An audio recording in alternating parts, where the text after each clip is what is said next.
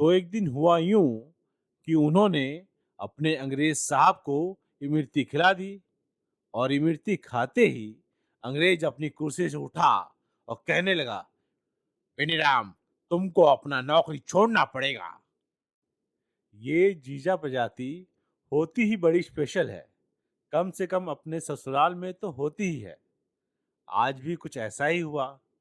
हमारे दुकान पे पहुंचने की देर भर थी कि साले साहब हमारे लिए स्पेशल लस्सी ले आए। और लस्सी के लेसन के साथ आज के स्वाद सफर की शुरुआत हो गई।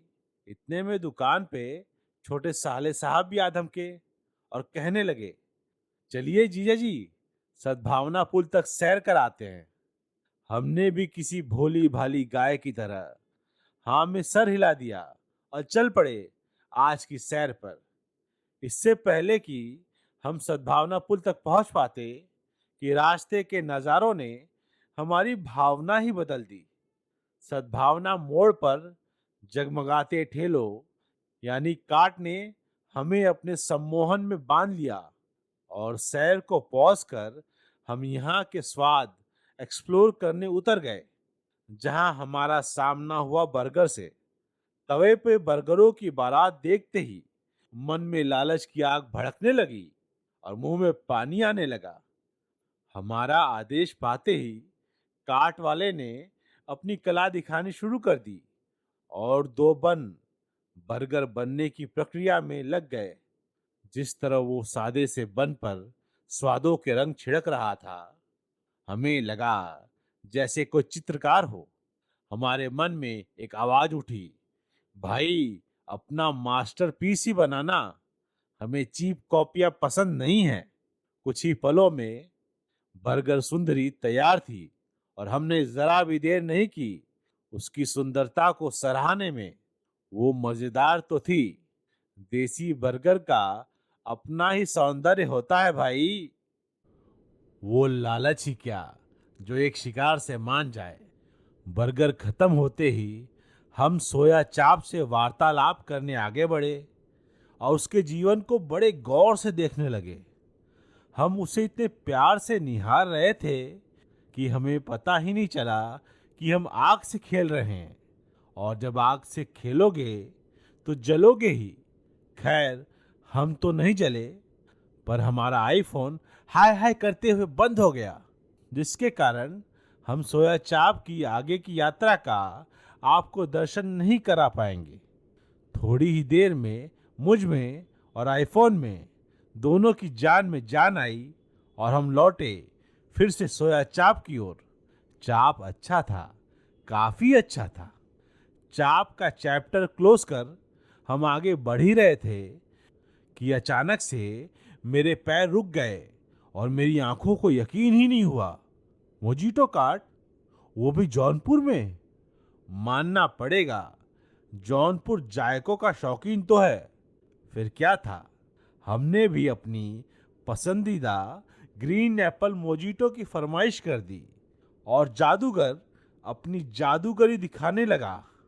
वैसे ज को ह पढ़ने की आदत हमें बिल्कुल पसंद नहीं आई। ससुरे लिखते हैं मोजीतो और पढ़ते हैं मोहितो। शिक्षा में कोई कमी रही होगी। खैर, हमें क्या, छोड़ो। हम तो मोजीतो ही बोलेंगे और मोजीतो ही पिएंगे। हाथों में मोजीतो और दिल में मोहब्बत लिए मैंने पहली सिप ली और आंखों में चमक आ गई। ये द मोजीतो वाले जौनपुर को बना नहीं रहे हैं, बढ़िया मोजीतो बना रहे हैं, एकदम ही मजेदार। इतनी मजेदार कि हम अगली शाम फिर लौटे, पर इस बार आंखों के ख्वाब और दिल के अरमान दोनों ही अलग थे। आज हम कोल्ड कॉफी के कायल बनकर आए थे। खैर, जादूगर तो जादूगर है, उसे बस एक ही जादू थोड़ी ही आता है, कई तीर है उसकी तरकश में। मई की गर्मी में हाथों में कोल्ड कॉफी हो तो वो एहसास अपने आप में ही जादुई होता है। और ऊपर से कोल्ड कॉफी शानदार बनी हो तो क्या ही बात। हमें कोल्ड कॉफी इतनी अच्छी लगी कि ऑन स्पॉट हमने उसकी शान में शानदार शायरी पढ़ दी। मन को करती रूल है ये, देखो कितनी कूल है ये।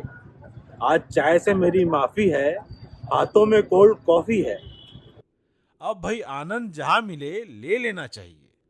जैसे ही हमें रास्ते में लौटते हुए फालूदा वाला दिखा, हमने तय कर लिया कि आज की कहानी में एक और पन्ना जोड़ा जाए और फालूदे की ओर मुंह मोड़ा जाए।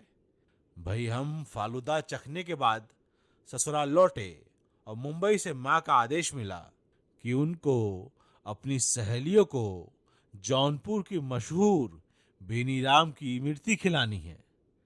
इस आदेश ने जौनपुर में हमारे आखिरी दिन को मिठास से भर दिया। पहले तो हम गए परवल की मिठाई लेने। जी हाँ, परवल की मिठाई होती है और क्या गजब होती है। कभी मौका लगे तो खाइएगा। अब समय हो चला था जौनपुर की शान बेनीराम दुकान पर जाने का। बेनीराम जी की इमरती सिर्फ मिठाई नहीं, इतिहास है। चलिए सुना ही देते हैं। ये अंग्रेजों के जमाने की बात है। तब बेनीराम जी मिठास नहीं, चिट्ठियां बांटा करते थे, यानी डाकिया थे। और गाहे बगाहे अपने रिश्तेदारों का मुंह मीठा कराने के लिए देसी घी और बलिया की देसी चीनी से इमरती बनाते थे। तो एक दिन हुआ यूं कि उन्होंने अपने अंग्रेज साहब को इमरती खिला दी। और इमरती खाते ही अंग्रेज अपनी कुर्सी से उठा और कहने लगा, बेनीराम, तुमको अपना नौकरी छोड़ना पड़ेगा। ये सुनते ही बेनीराम जी ने मन ही मन सोचा, ये तो बड़ा भारी मिस्टेक हो गया। इस विदेशी को देसी चीज नहीं खिलानी चाहिए थी। अब ये तो मेरी नौकरी खाने की सोच रहा है। इतने में अंग्रेज बोला, तुम इतना बढ़िया मिठाई बनाते हो, अपनी नौकरी छोड़ो, दुकान खोलो और पूरी दुनिया को अपनी इमरती का स्वाद चखाओ। तो एक वो दिन था और एक आज का दिन है। बेनीराम जी के वंशज आज देश दुनिया को इस इमरती के इजहार से वाकिफ करा रहे हैं। जब तक इमरती के डब्बे पैक होते, हमने भी इमरती का इजहार चखा और उसके प्यार में वहीं शायरी अर्ज कर दी। आप शायरी का स्वाद चखिए, हम चलते हैं मुंबई। ये जौनपुर की शान है, गोमती का गहना। जब उड़द की उमंगों से देसी चीनी है मिलती, तब जाके बेनीराम की मिलती है बनती।